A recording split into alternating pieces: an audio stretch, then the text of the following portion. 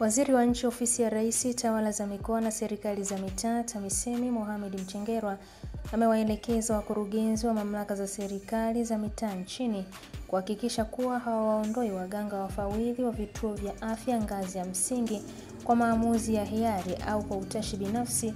Badala yake wazingatie taratibu rasmi na za kiutumishi kinidhamu kwa mujibu wa miongozo iliyowekwa.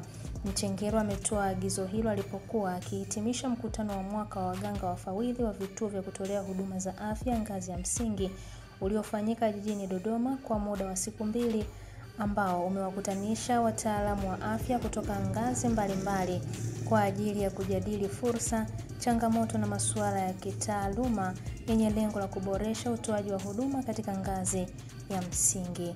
Katika hotuba yake amesisitiza wakurugenzi watumie vigezo vya kupima utendaji au ubora wa kazi za waganga wafawidhi wa vituo vya kutolea huduma za afya ngazi ya msingi, yani Key Performance Indicators KPI, na si maamuzi ya mtu mmoja mmoja.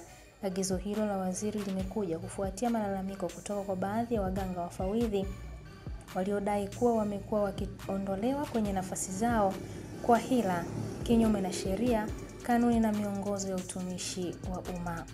Mimi ni Irene Nziku na hii ni Ambwene Media.